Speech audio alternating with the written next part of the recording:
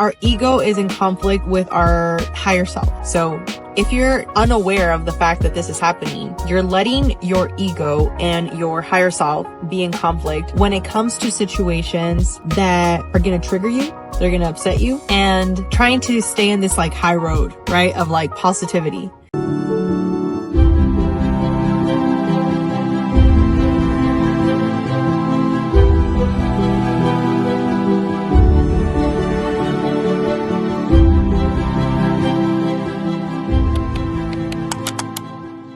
What is going on, my community of my feminine goddesses? I hope you guys are having a wonderful Wednesday. I am so inspired because I am literally living the life that I dreamed of just a few years ago. And I want to share with you in this video some of the biggest takeaways that in these past few days have transpired that have allowed me to really realign myself in this journey of self-development that we are going through. If you're watching these videos and you're, looking at other creators online and you're just pouring into yourself, right? That's the reason why we are watching these videos, right? We like to become better versions of ourselves. And personally, one of the things that I wanted to talk about right now is that a lot of the times we are so quick to allow our ego. I feel like a lot of the times our ego, right, is constantly like at this, like our ego is in conflict with our higher self. If you choose to see it that way, remember, perspective is key. So humor me for a second.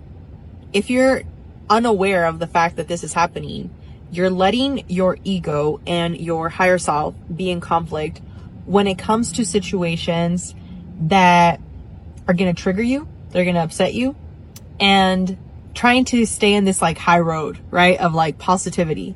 And the reason I wanted to come on here and talk about it is because my son yesterday, actually, he was threatened by another kid in his class, and this kid said to other kids as well that he wanted to limb. Okay, I'm gonna sound it out because I don't know what policy YouTube might have on this, but that is what this other 8-year-old told my 8-year-old.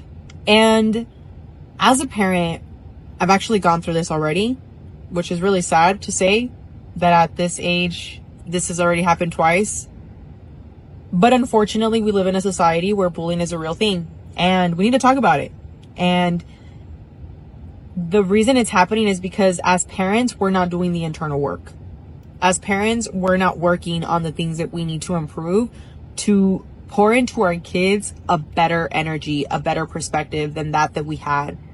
And I'll get into that in a second, but to finish the story, my kid tells me, I noticed that he was a little off in his energy. So I tell him what's going on. And to make the long story short, he didn't want to say it. I had to basically ask him again because he was really trying to like ignore this. So I asked him, I was like, well, what's going on? Tell me, I don't appreciate when you don't communicate with me. And this is why I think communication is so important. So he starts crying. And he basically tells me that this kid and the field trip that they went yesterday, again, this is Wednesday, currently at the time of this recording on a March 20, today's the 25th, 26th. So obviously when he tells me this, like my ego, my mom instinct is like furious as I already start hearing him cry. And then he tells me the story. And he says basically that this kid, which I've heard stories of this kid already in the past, he's hit teachers, he's broken computers, 3D printers. There's been a lot of stuff with this kid. And in those times when things happened, I also made it a point to voice my opinion and talk to the principal and make sure that there's like proper documentation of what's going on, because I am a firm believer that I will not allow bullying to happen. Like that is something that I'm not okay with. I was bullied when I was little, and I want to make sure that he never has to feel the way that I felt and that many people feel. Because I remember when I went up to my grandparents at that time, because my grandmother was of the mentality of avoid drama and just keep your head down, she said, tell your teachers and don't even listen to the kids. And like, these girls were being mean for no reason. We can have a whole story about that. That would be fun. But they didn't like me for just what I represented in their mind, right? And that was their problem, right? Based off their beliefs of themselves. But obviously in their mind, I was a problem, right?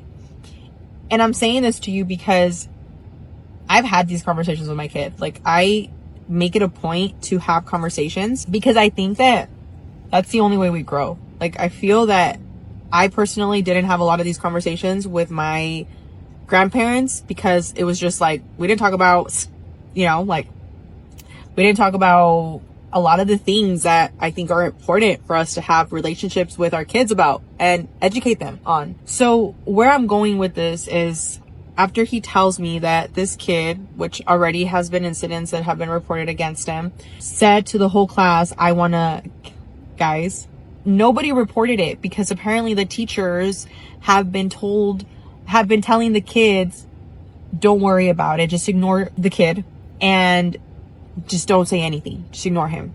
That is causing emotional damage when you are telling a kid to not talk about something and to disregard it and to condone bad behavior. So that was a big issue for me. And he starts crying and he starts telling me more things, and this is a longer conversation. But when I called today to the school, I called, and my goal is always, because in that moment, as I was telling you about reframing and how powerful it is in your growth, if you're looking to manifest, if you're looking to attract more things, this is why I was telling you about this battle between like the psyche that we have, like the higher self and the ego. Because a lot of the times the ego wanted to go in there and just be like, it's all about me and protecting my cup. But the higher self knew that we're all one. And I still wanted to look out for the well-being of that kid, if I'm being honest, because that kid is going through his own fair share of stuff. But at the end of the day, that's not my problem. It is what it is. Like, that's not my problem. My problem is my kid. And my problem is me, right? And this is why I think that when I called, something happened, because I was very, I don't want to say nervous, but I just don't like confrontation. So I was really thoughtful last night. I was just thinking about different perspectives, and I believe wholeheartedly and acted in the assumption of the wish fulfilled.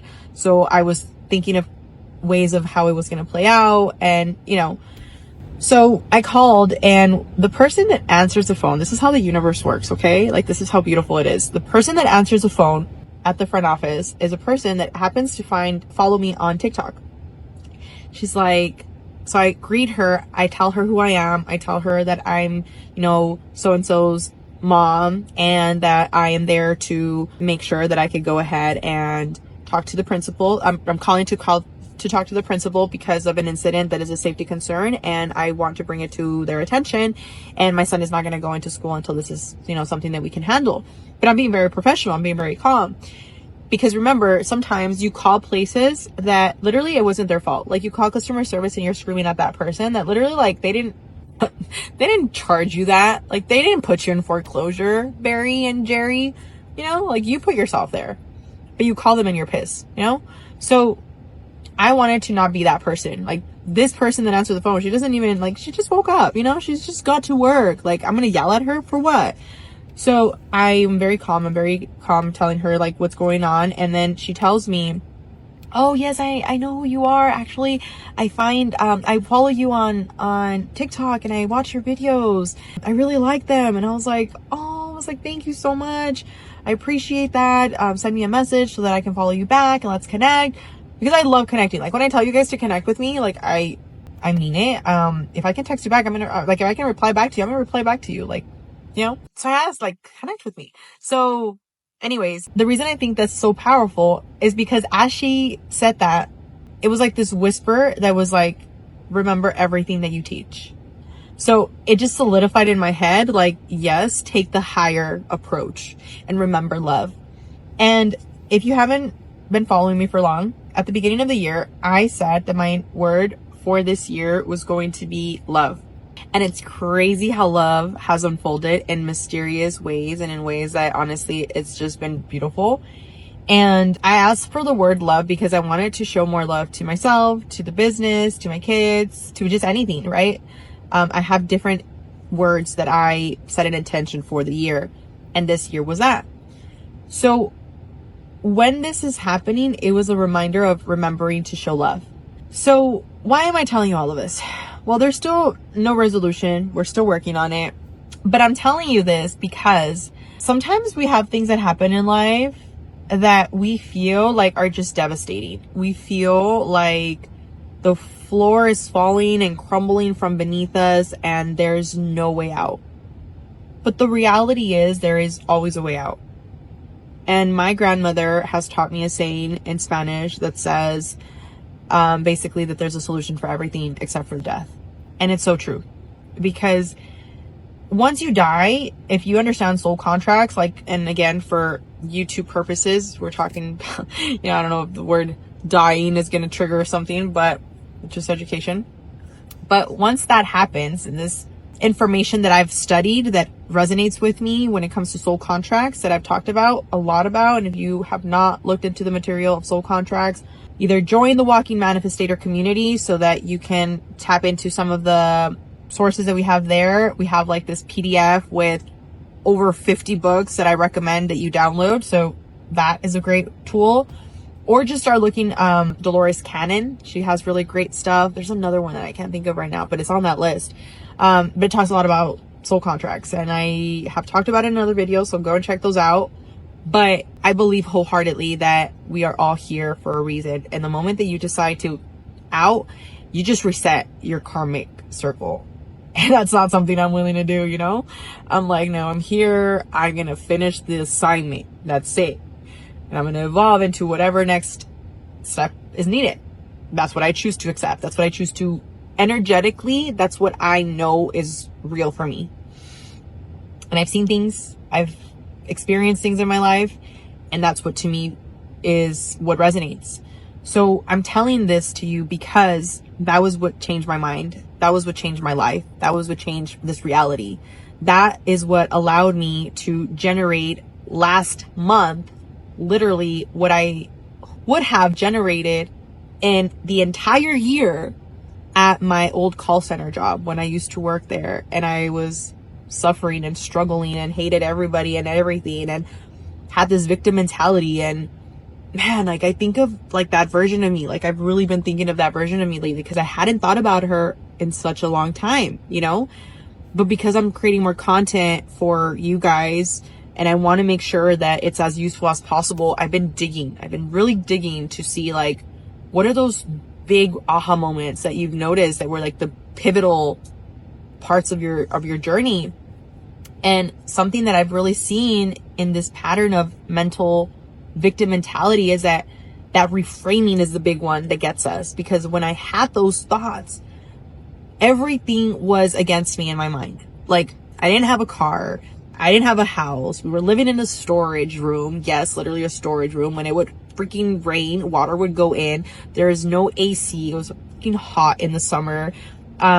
I remember when I was still with my mom, there was a time where we didn't have food and she was pregnant. And then she like with $1 that she had, she bought like a burrito and she like gave it to me. Like, shit that like, obviously you don't want your kids to go through. You don't want people to have to go through. So I get that we have these emotional things that have happened. But the more that we are willing to talk about it, even like with yourself, because, maybe you're not willing to put your stuff out here like I'm doing.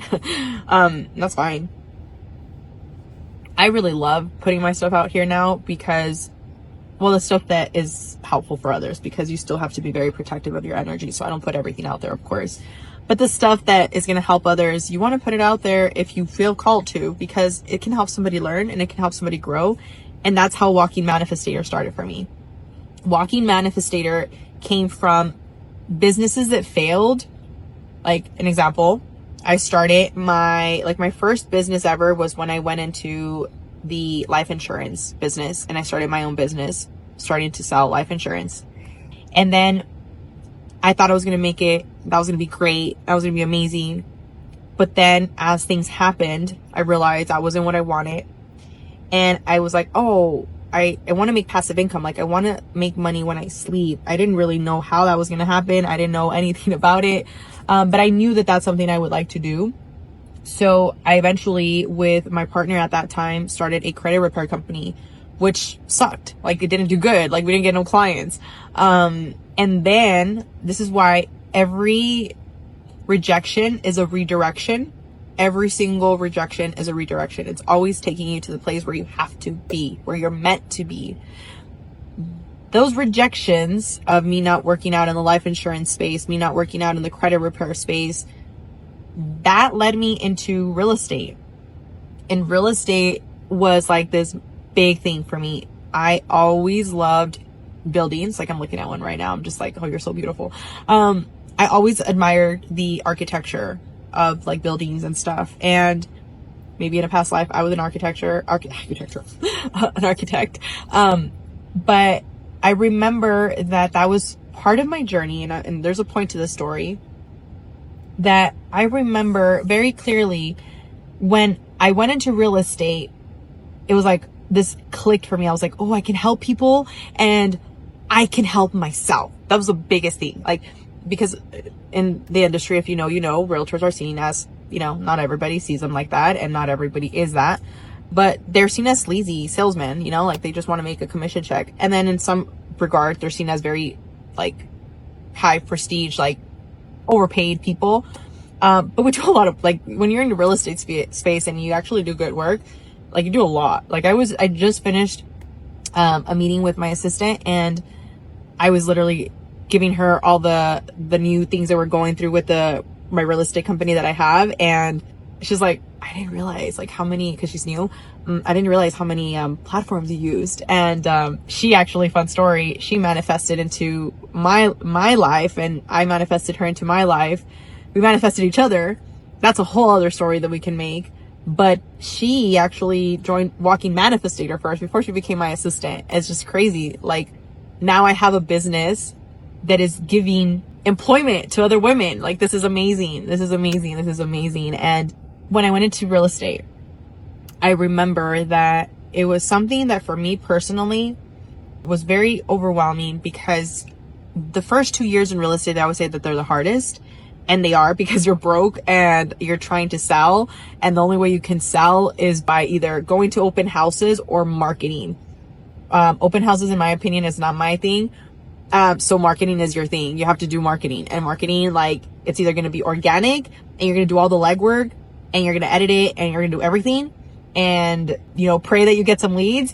Or you're going to pay for, people to help you. And these things get expensive. So all of this I'm sharing with you because I remember when I went into real estate the first 2 years, people made me doubt myself and they made me question myself. They said things to me that it was people that mattered. It was one particular person actually that really mattered to me at that time. And that person told me you should get out of real estate and you should get a job. And I don't think that real estate is for you. And as I'm sitting in one of my dream cars, because this is a car that I've dreamed of. This is the Plaid, the Tesla, the one that goes really, really fast. I tell you this because unfortunately the way our society is, sometimes you need those validations of things that people are doing in order for you to really listen to what they're saying. But I hope you can hear what I'm saying and feel what I'm saying. But I'm telling you, when those thoughts were happening, I knew a shift was happening. I didn't know it at the time, but I knew something uncertain was happening and it was causing anxiety and I was scared, but I pushed through it. I didn't know half of the material that I've now learned. I've been studying manifesting and metaphysics and just learning more about the quantum field for over 8 years at this point. So this journey has been a long one and it wasn't always consistent as it's been these past 5 years. So this is really where I remember taking the leap of faith and going full force, moving forward with it. And when I did that, that was the part that was the catalyst for everything else that happened. That is the catalyst that allowed me to fail in after, because there's a story there. I started making money. I surpassed my first 6 figures. I was super happy about that. And I invested in this program because I wanted to become an investor, you know, because everybody that has been in real estate for a little bit becomes an investor. So I wanted to have that little title that people talk about. So I bought this course for $25,000, and they were going to teach me how to invest. And to make the long story short, when I went out to the event, it felt like the information that they had originally said they were going to give wasn't really given, and I felt scammed. And for the longest time, for like a year, I was like holding a grudge about that. I was like, man, like I paid $25,000 to that idiot, and it was a waste, right? Because that's what we like to do as humans. We like to point the finger. And then I closed my first wholesale deal from the information that I had learned at, yes, that masterclass that I had paid for.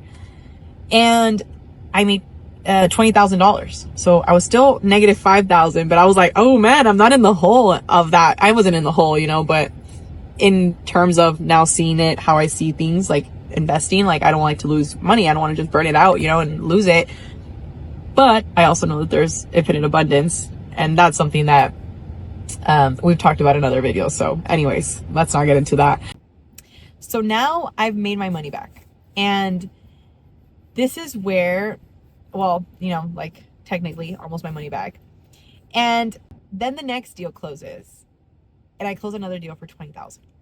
So I already got my return on my investment at that point. And this is why I have now since then believed in investing in myself. I did not believe in that, because I thought it was better for me to buy pretty clothes than poor things that were good here and here. So now that doesn't matter, I invest so much money in me, like courses that I buy to make me better, to improve me, and coaches that I invest in, and supplements that I buy. And I mean, there's a lot of other stuff, right? But I'm telling you this story to remind you that the only thing holding you from living your dream life right now is literally those thoughts that you're having.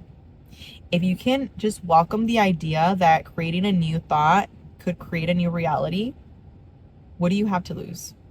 You have nothing to lose, and you have everything to gain.